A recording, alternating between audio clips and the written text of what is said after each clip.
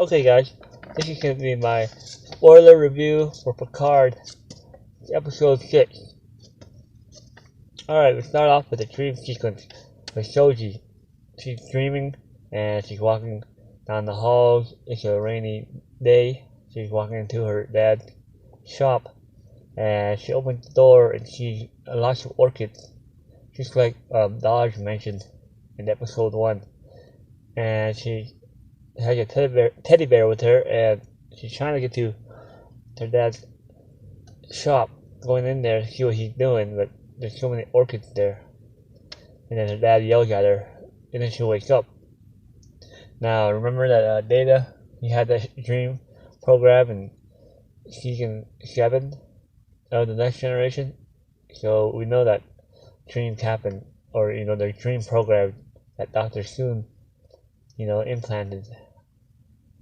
So anyway, she wakes up in Narek's bed, and Narek asks about the dream, and she didn't really want to tell him. But they have their little banter again about how Romulans are secretive, and he has a real name. Then we cut to Picard and the Doctor, Agnes, Girardi, and Elrond as well, and they're talking about Bruce Maddox a little bit, and he's a little uncomfortable. Elrond hears him talking about the cube, the Borg cube, and he also he's sensing something. He can tell that Picard does not really want to go to the Borg cube, and he also sensing that Dr. Girardi is hiding something back. She kind of gets mad at him.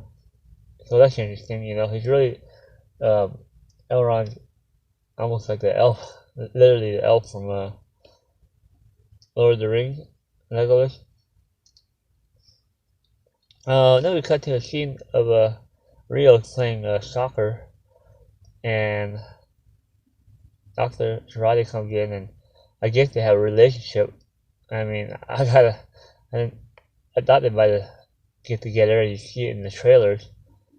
But that's pretty quick, And she's saying she can't sleep, talking about she has superpowers, making a mistake while she's doing it. It's kind of weird. And then she says she's afraid, and she feels hollow inside. And then they go. And the next scene, they sister and brother, the Narek and his sister, and they're talking and they're fighting and stuff. And he has that box that he opens up and telling his sister basically, you have no patience. And up to this point, Narek was to me, kind of useless, and seemed like his method wasn't working. But we'll find out that it actually is work. It actually does work. Then we cut to the crew, and they're just figuring out, hey, how are we gonna get in this cube place? They're not just gonna let us in. Do we have to go in? Dr. Girardi suggests that maybe she can pose as a scientist. And Picard's like, no, we gotta do it the candid way, just to be straightforward. And Elrond was like, oh yeah, definitely, that's the candid way. And goes and goes to Ralphie. And Ralphie's drunk, and she's like, no, I'm not gonna do this. And then she's like, well, never mind, let me just call this person. One of her friends, her commanders. And they have a little bit of banter, talking back and forth. She's saying, I'm already on my way to the cube, can you just give Picard access in? And basically, she does. And Picard, I don't know, he gets all happy, he's clapping. I don't know anybody else clapping, but I thought the whole room was clapping, but watching it a couple times, I was like, oh, it's just Picard clapping. It's kind of funny. And then the TNG music hit. So Yeah, I admit I probably wasn't the best place to put it. I don't know why they put it there, but you know, it kind of worked, I guess. It wasn't too bad. I wasn't too bothered by it. Then we got back, Josie having a dream again, waking back up, and then we have Ralphie, as he getting tucked dead by Rios, and oh yeah, I missed something. Yeah, so Narek was like, we can interpret these dreams, dreams sometimes mean something, and Narek was like, we know that you talk to your mom, and you always fall asleep like 76 seconds, which is kind of weird that happened to all the phone lines or whatever, and so she's kind of, curious by that, trying to wonder what's going on here. And then we get to the board cube, and Picard is granted access into the cube, but it's only him that can go. And Elrond wants to go too, but he's like, no, you gotta stay here. And Elrond's like, okay, whatever. They promise me that you're not gonna go in there. And he kind of just walks off. And you got Picard have flashbacks again of being Laputus. It's kind of cool. Then the dream happens again for Shoji. We'll go back to Shoji. Another dream. He's talking to her mom about, where's dad, and she's trying to stab herself to stay awake because she knows she always falls asleep at that certain time. And then she wakes back up, and this is where finally she finds out, or she finds out that, for some reason, all her belongings, everything, has only been dated 37 months, and, she's freaking out, which anybody would freak out. Just trying to figure out what's going on here. And, she goes to Narek. Narek says maybe you got false implants of your memory in there. That's not unheard of, And there's a ritual that you can meditate. the jog walk, kind of like a, rhyming name is kind of weird. That was in the trailer. And so Picard, he's on the cube, and it's looking pretty cool. He's walking around, and then in the trailer, I thought they were bored grabbing him. It was kind of hard. But they were XBs, like they call them, X-boards. And this is where, Hugh comes, and Hugh is like the star of the show, pretty much. And like how he's like, oh, they're trying to keep you from falling. And yeah, it was a really good moment. They hugged and haven't seen each other over 30 years, I think, or 20. And Picard telling Hugh that he needs to find Shoji. And he was like, yeah, I'll do whatever you need to be done, Then we cut back to Ralphie and Rios a little bit. He's talking about, how, what's the deal with this? Why do they need Shoji? What's going on? Why would a Romulan, the Tashiar, why would a synthetic android? This doesn't make sense.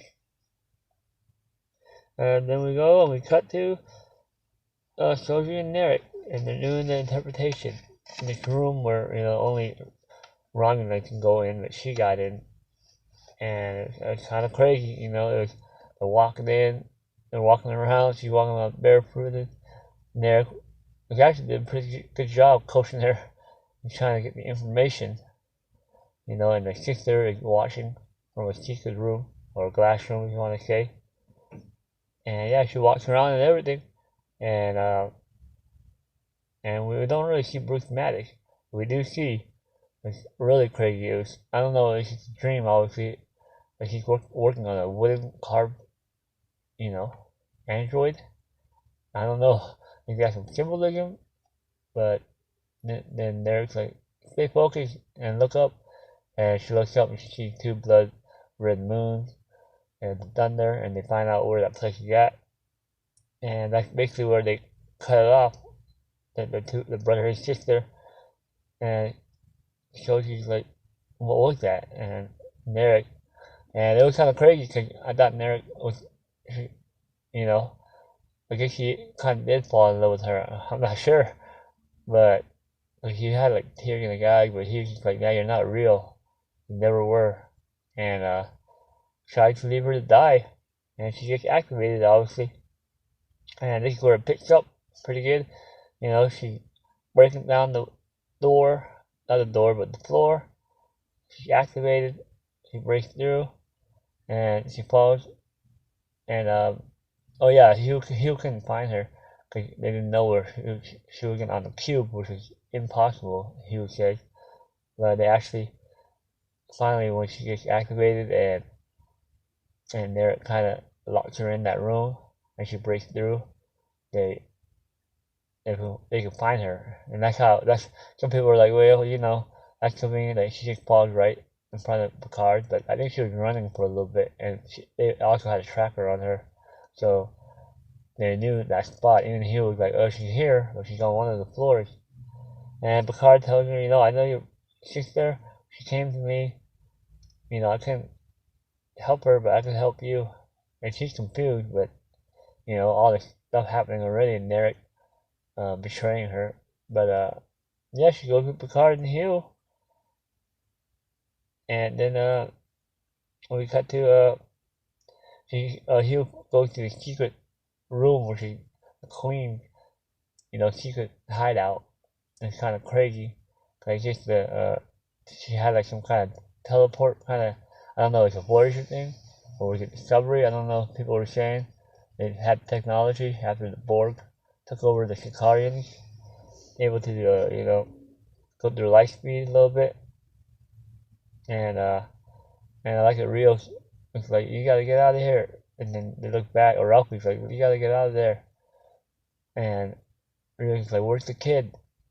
And lo and behold, Elron comes in and saves the day. He cuts off some heads up from Romulan, and Picard kind of scolds him because, yeah, thank you. So he was like, you gotta go through, and so they go through, but Picard's like, come with us, Elrond, and he's like, no, I'll get great joy, you know, that you said that you won't leave me behind this time. And so Elrond, you know, he's pumped, he wants to fight more, and he kind of knows the mission, but Picard, he's alright then. And I know people were like, why did he go through too?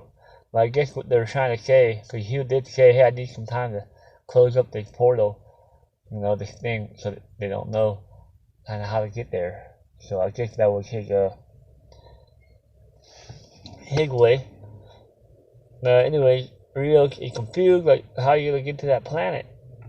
And the last shot, like Elrond saying, my friend, choose to live.